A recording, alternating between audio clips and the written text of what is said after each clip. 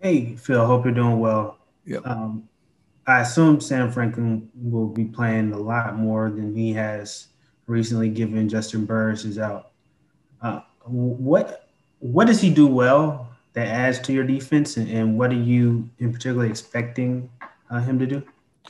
Well, Sam has good size for safety and a lot of energy. He runs well. So, I think he adds a lot. Obviously he hasn't played a lot yet, but, I think Sam will do just fine out there. All right, we'll go to Mike Solarte and then Miles Simmons. Hey, Coach, good to see you again. The Saints, obviously, with Breeze at quarterback and Kamara and their wide receivers, as a defensive coordinator, where does it start? Where do you start breaking these guys down? They've been together a long time too. So, they have all the pieces, and their offensive line really works well together, and they're physical in the run game. So, you talk about their passing game, but I think the offense really, is generated from the run game. So, they're a two-headed monster. If you don't stop the run, you don't stop the offense. So, we all know how good they've been over the years, and they're continuing to do that now. They score a lot of points. Hey, Phil, how are you feeling about your cornerbacks rotation right now, and what have you seen from Troy Pride, especially in the last few weeks, that gives you confidence? Well, Troy's gone in there and played well. So, we're kind of doing it by committee. Who's up that week? We've had some unfortunate things in the corner room, and so like Dante got hurt right away. A couple weeks ago. So Troy was thrown in there. And so it's kind of been that way all season, and the guys have stepped up. So, which is good because more guys are playing, and, hopefully Eli we can get him going. And so I think that room by the end of the year has a chance to be pretty good. Let's go to Scott Fowler and then Skylar Callahan. Hey, Phil. Thanks for doing this. I want to ask you about two of your young players, Brian Burns and Derrick Brown. I just wonder where you think they are right now, and particularly what each needs to do to take the next step that you would want them to take. I think Brian, I think we're going to see a big change in productivity over the next 5 or 6 games with Brian. I think he's really learning his position and how his physical capabilities work in the defense that he's running. And I expect him over the next 5 to 6 weeks to really grow. He has a lot of ability, and we've asked him to do more than just one position. So I think he's coming into his own with everything, and I think you're going to see in productivity a big jump with him. He's playing a lot harder the last 2 weeks, which I'm excited about because, he's big and fast, and if he plays fast, that adds a lot to what we do. And Derrick is new at this, being a rookie, but each week I think he's, I think you're going to see a jump in his productivity over the next 5 weeks too. Just with his violence coming off the ball, he's starting to see what it takes to win, in the NFL, and he's starting to do it a little bit better each week. Hey, Phil, it seems like every week that Rasul Douglas always comes up with a big third down pass breakup, or he makes a nice play on the ball, maybe even twice a game. He seems to be taking that next step. Where do you think he is in terms of, just where he is with his defense? And do you think he could get back to being the type of corner that he was back in college, where he led the nation in interceptions? Well, Rasul's played on, a pretty good football team in Philadelphia and played.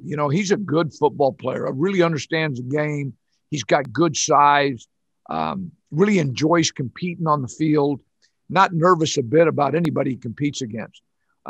So I really enjoy being around him. It's fun. When you're on the sideline with somebody that is really comfortable with themselves and knows what he can and can't do, they're fun to be around. So, I think, based on how many opportunities he gets, he can come down with the football. So, I'm happy he's on a football team. And let's go to David Newton and then Josh Sims. Hey, Phil, appreciate you being here today. You've known Matt a long time, and I know I talked to you about him a few weeks ago, but this is more specific on him. What makes him unique as a head coach in the NFL that you see him doing that maybe other NFL coaches you haven't? You know, the one thing that Matt has always done, he's really personable with the players and really gets to know them. I'm not sure in the NFL, you know, the head coaches spend a lot of time with the guys like they do in college. But Matt does that. He really gets to know these NFL players. And because of that, you know, the better we know each other, the more things we're going to do for each other. And so in the way we treat each other, and he treats people with respect and really he wants your opinion, and it doesn't matter who you are. So I think they respect all that. But I think that's what makes Matt unique. And what about the physicality of his practices? I know at Wednesday practices in particular are pretty physical out there. A lot of NFL teams tend to back off once the season goes along. How has that been different from what you've been a part of? Well, you know, when I was in the NFL before, you know, after about, you know, I was involved with the Bill Walsh system, and after 8 weeks, we weren't in pads anymore. You know, that was what they believed. And so, but, you know, Matt doesn't believe in that. You know, he thinks iron sharpens iron, and you need 1 day a week of physicality. Otherwise, you're going to lose it. And I'm totally in agreement with that. So, you know, now we have to be smart to a 16-game schedule too, and he will. You know, I think what happens to all of us is we can get soft, all of us, without the physicality. And that's what he tries not to let happen. Thanks. Bill, when the Saints bring Taysom Hill into the game, what kind of a threat is he, and how does he change what you guys will have to do defensively, especially when they bring him in on the goal line? Well, you really got to know when he's in the football game, because he lines up in so many different positions. I mean, we spent an hour trying to figure out what position we're going to call him. You know, is he a tight end, a running back? What is he? So he just creates a lot of problems because he can line up anywhere. He lines up in the backfield. He lines up at quarterback. He lines up as a tight end. He lines up as a wide receiver. So he creates a lot of problems. And with that, you have 13 on the field. Thomas, you know, Kamara. So there's a lot of guys when he's on the field that you have to be aware of. And so it creates a lot of problems for you defensively. All right, let's go to Jason Huber and then Josh Graham. Hey, Phil. I know we've asked a lot about him, you know, the last few weeks, but one thing that stood out that Matt Rule mentioned about Jeremy Chinn was just for being such a young guy, and to hear Whitehead mention this too, how he's kind of been the tone setter for the defense. What kind of have you seen, you know, I mean, what kind of like have you seen from Chinn with his age being so young and kind of having the impact that he's had so far? What can you kind of compare that to? Well, you know, Jeremy is one of those guys that, first of all, he's got a lot of pride. He's tough. He's smart, and he's eager to learn. And so with that, he also has a desire to play and strike you. So he has a lot of things that you look for in a football player and a human being, period. And I've said this, I think, a couple of weeks ago. You can attribute a lot to the people that raised him, all right, and the people that have coached him over the last 6, 7, 8 years. You know, I think they've done a terrific job parenting and coaching him. And so we're the beneficiary of it. So it's fun to be around him. 2 quick things. How much time do you devote during the week to the Taysom Hill package? And how does Derrick Brown's role change with KK out? Well, you know, you got to be ready. The big thing with Hill is when he's at quarterback, you know, at the quarterback position, because he does, you know, he can throw the football. So it creates a lot of problems. It's not really an imposter position. He's really a quarterback that's back there that has the ability to run the way he can. So, you know, you have to be ready for that package, and especially on third down, because if you don't win third down against this football team, you have a hard time stopping them. You know, they're based on third down, and they get in those short to intermediate downs on third down, and it allows him to get back there and have the run pass option at the quarterback position. So, but with KK gone, I don't think Derrick's role's any different. I just think Derrick is learning his role better in how he needs to and where he needs to develop to play at this level, and he's making progress with that. So, I'm anxious to watch him throughout the rest of the season. Let's go to Joe Person and then Jonathan Alexander.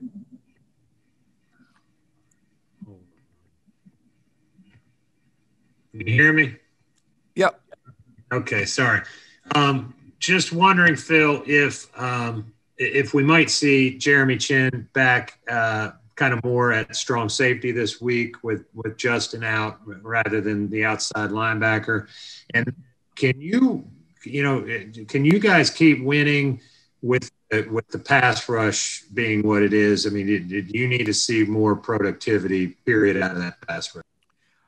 Jeremy, obviously he can play safety, and if we need to, he can. In one of the packages that we have, he does play safety. So, he's preparing to play a lot of different positions because of injury and things that are going on. Our pass rush is a little bit deceiving. I know the first 2 weeks we struggled rushing, but since the first 2 weeks, we have pressured the quarter. Like last week, we had 17 pressures, and which is a lot of pressures. We're just not coming home and sacking them. We missed 2 or 3 last week, and I think that's been happening over the last month. But our pressures have been good. Heck, 2 of the games we were in the 20s, which is excellent. So, but we do have to get more sacks. We're down. We only have 5 sacks, and the guys know that. So we're working hard at it. Hey, Phil, I know you're a coach who likes to get to know your players. What do you think about Derrick Brown in person? Oh, he's great person. We all, and he's been really well, the way he's been raised by 2 parents, and they've done a terrific job. We have the players get up and talk about themselves in meetings, and he said, I don't really have that much to talk about because I've been raised. He really appreciates how he's been raised and the schools he's gone to and everything. And he's just a terrific, young man. And again, that goes back to mom and dad. All right, guys, we only have time for one more. So let's go to Elena before we wrap it up. Hey, Phil, I was just curious, last week against the Bears, the run defense, at least statistically, had one of its best games so far without KK. And I was curious what you thought worked well last week. Did anyone in particular stand out to you, and how do you keep that going in the weeks to come?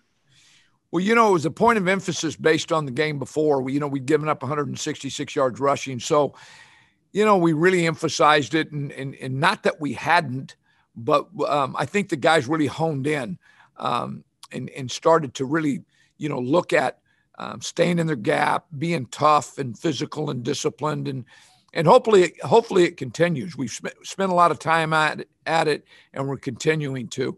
It's like any offense. If you don't stop the run and make them one-dimensional, you have a hard time stopping them. So it's an issue every week, and we need to continue to play like we did against Chicago.